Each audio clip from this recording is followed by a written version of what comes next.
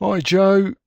So here we have, calling this one C2. C1 was ever so slightly different and not terribly interesting.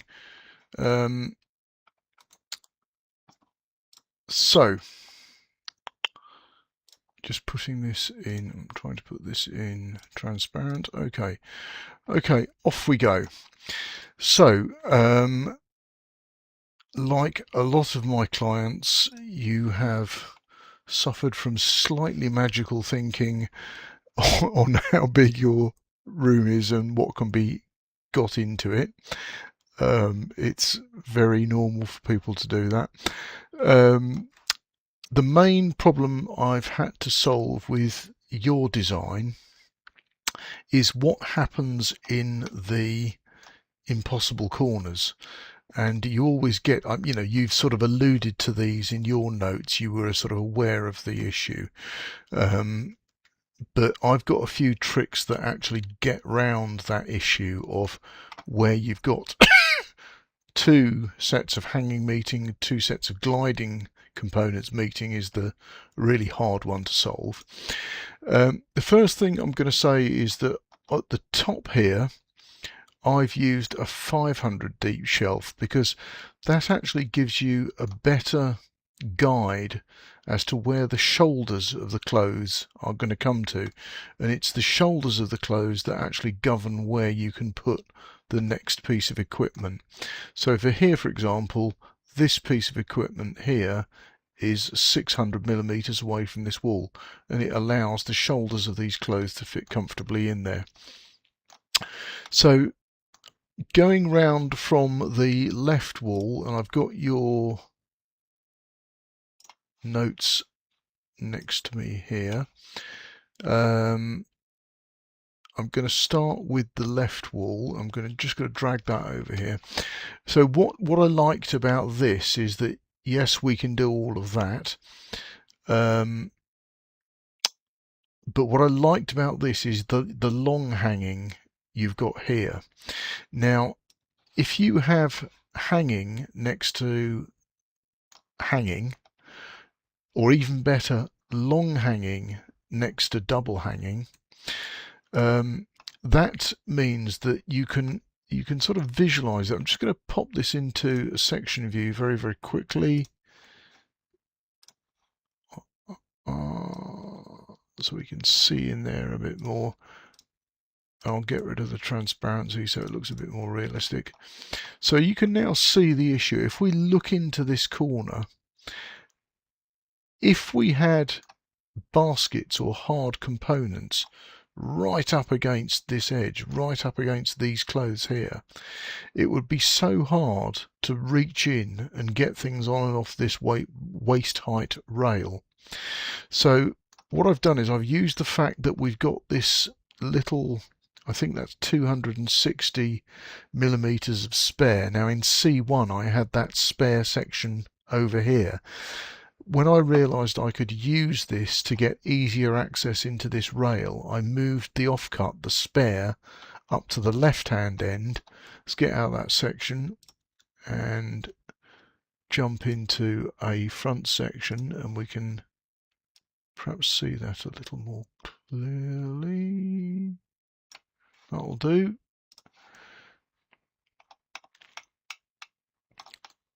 So yeah, it becomes a bit clearer now.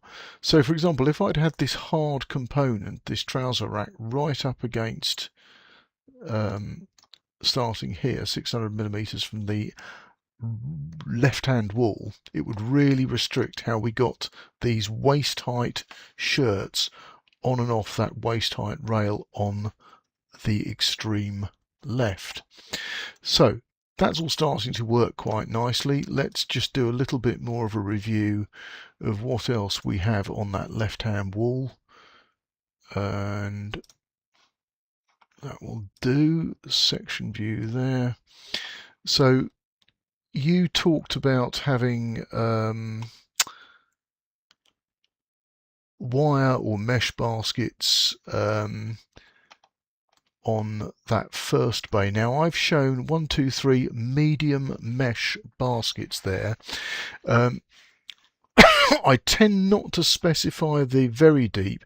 These are 180 deep. I tend not to specify the 280 deep unless the client knows they are storing very voluminous but fairly light woolens, things like that. If the weight builds up in these drawers, which can happen much more easily with a very deep basket, it can give the runners problems. They have a 7 kilogram nominal load limit, which is I like to try and keep to the medium height baskets. Then we've gone to an 80 millimeter deep basket. Good choice for smalls, sportswear, things like that I think you mentioned. But a lot of my other clients really like this open shelf. It's a wire shelf with a 100 millimeter upstand at the front and back, and you can get these plastic, you can see that there, plastic divider you can use to cap the end of the shelf, but you can also create divisions within that. Now that is really good for sportswear. If you're a sporty person, you're getting through a lot of socks, leggings, shorts, whatever. Really good product. Let's move along to the back wall now. We've dealt with the left wall there, so it's the wall that faces you as you come in from the bedroom, and I'm going to switch that to that section, pull out a little bit. Okay, that'll do. So we've got another.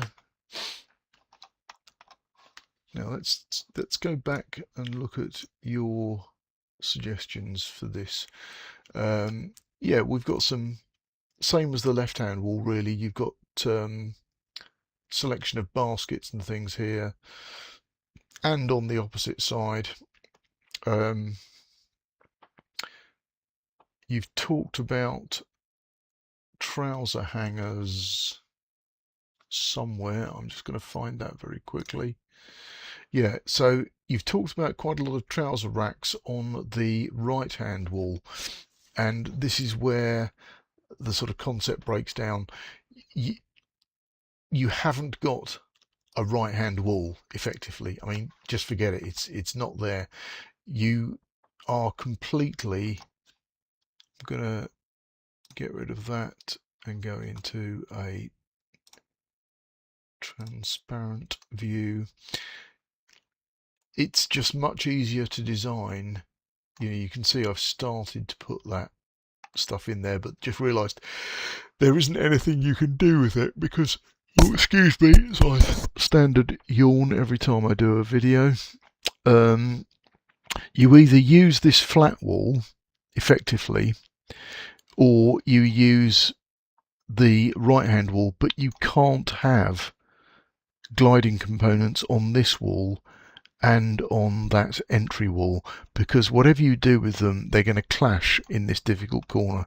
And you can see you've got what we call in ergonomics terms a crab walk down there. It's manageable. You will be able to walk down there and get your clothes in and out, but you certainly won't be able to stand and change your clothes there unless this is approximately 400 millimeters components here, unless we restrict ourselves to 300 millimeter flat shelves there. But that, let's measure that just so we know what we're dealing with. Let's pick that point there. It's that blue line is going to give us the best guide. 350 millimeters between clothes here. You're going to be brushing up against these clothes and the fronts of these baskets and the fronts of these. Now, just glancing at a tape measure myself, most people could shuffle down a 300 millimeter gap, and you are going to be able to get these drawers out and look into them. You know, you won't be able to stand in front of it and open it. You have to stand slightly to one side. Same with if we have shoe racks here, it's the same thing. But it's about using the storage volume. You know, if you want a luxury walkway, you're going to have to massively compromise on the volume of things that you're storing on this entry wall. If you go into this knowing that that is, you know, a slightly awkward crab walk, you can massively increase the volume of storage. That's the compromise. There's no way around it. So let's not talk about that entry wall for a minute, and we'll go into a little more detail on the back wall, the wall you see as you enter from the bedroom. So we're going to go back into that section view, get rid of the transparency, and now this is where I've put 2 trouser racks. I think, you know, in your design you've specified at least 3 or 4 trouser positions. You can have 3 or 4, but something like this is then going to have to go. This is an identical layout to the left-hand wall, which is now hidden here. You've got 3 medium baskets, 1 small basket, and this time I've shown 2 of the open basket shelves with the dividers. It might be that there isn't room for that there. Maybe you get rid of that small pull-out basket here and you have 2 of those, or you just get rid of one of those. Or, you know, that's a gent shirt with a hanging drop of 90 centimeters. That's a sort of Chanel type jacket. So you can see that, you know, you are going to be able to get stuff in there. Just depends what your sort of personal preference is there. Interestingly, you've got a very generous height here between this hanging rail and the trouser racks. I'm just trying to think if there's a better way of using that. You could do with some more. No, you've got short hanging here. Look, that's nearly touching the floor. Rail centre, the bottom of that shirt is 90. Here, that suit there is rail centre 1.1 meters, so that's a good fit in there. And I guess if you have, you know, that is rail centre to there 1.1.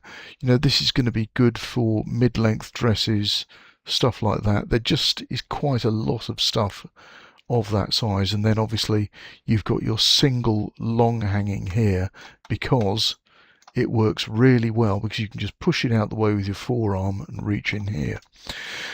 Okay, you know, there's plenty to work with there, but what I'd suggest is that you keep to broadly this position of bays. You can put what you like in them, but I would keep to that position of bays. Let's switch that section view round and then we can go on to that entry wall. So as you come in the door, this is on your extreme right hand side. It's the wall to the bedroom. What am I looking for? A tick there? Okay, right. So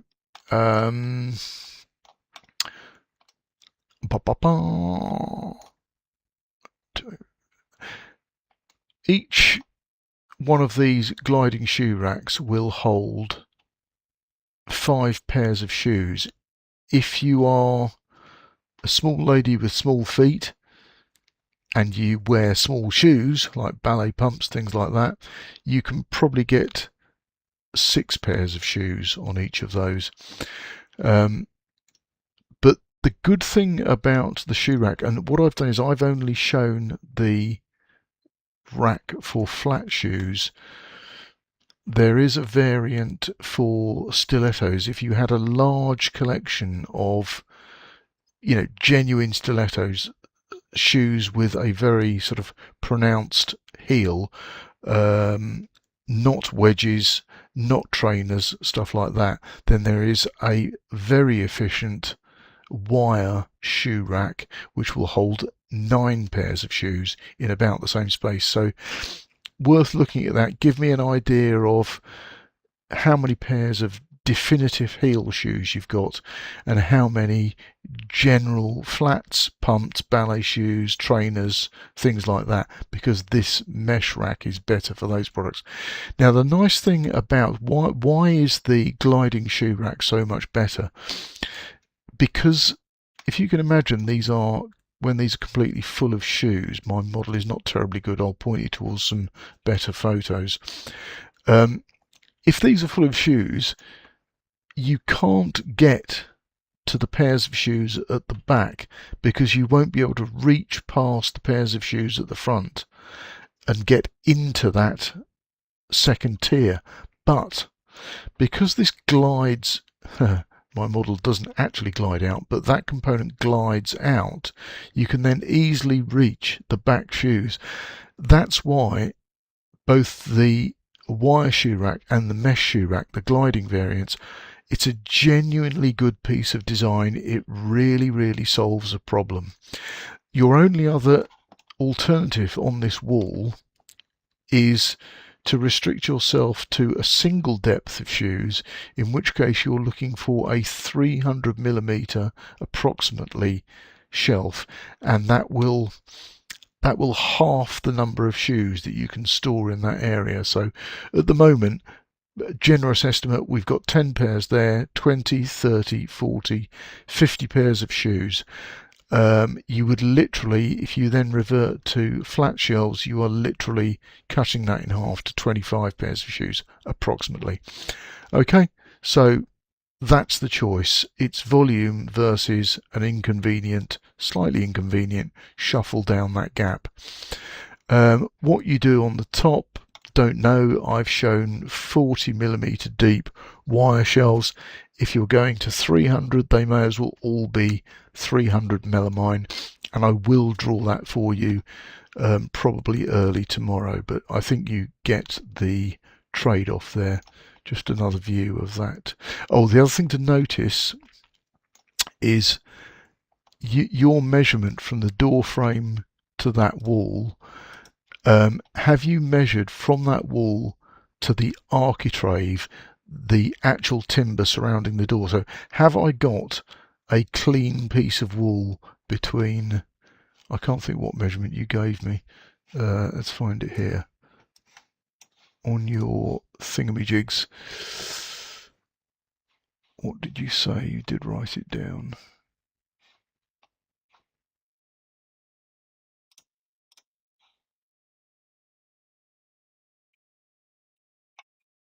No, can't find it now. Oh yes, here it is. 264. Now, is that a clean expanse of wool, 264 wide? If it is, that's perfect. We can just about get that assembly onto that wall. If it's anything less than 264, or you've measured and forgot to include the door frame or something like that, that assembly won't work exactly as it is, but we could do a 650 array of shoe racks and then a 450 array of shoe racks to give you a bit more comfort in that space. But I think on a 1246mm wall, excuse me, I think that will work. I don't know if you're installing or I'm installing. When things get a bit tight like that, it's perhaps better if I do it. Okay, end of video. I've worked out the price for this. It's 2,800 parts only. We might as well look at that now while we're talking. So 2,800 for parts only. If you want me to install, that goes up to 3,900. It's basically plus 40%. I'm not going to charge you anything for design because I think we can nail this in 1 or 2 iterations. I've only spent 2 or 3 hours on it. It's nothing. Now, I estimate that if we reverted to Decor Plus, I think this would go, the parts cost would go up by about 1/3. So that takes you to 3,740, and adding 40% to that for install takes us to 5,238 approximately. I've never seen or installed Decor Plus. I know it's popular in the States. It's only been released for 2 or 3 years. My gut feeling is that you may be better off sticking with Classic. It may never ever take off in the UK, in which case me importing it is your only route to spares or expansion components. You know, it's going to last for 10 years. I may not, but I think if you're looking for this to last 20 years and you want to know that there's parts available for it, I think I'd be leaning towards Classic. In an enclosed space like this, I mean, it's really going to ping if it is done in Decor Plus. It'll look lovely, but it's going to look great in Classic as well. So I think you've really got to love the Decor Plus look if you want to spend that amount more money, in my opinion. Okay, right, that's great. Thanks for listening.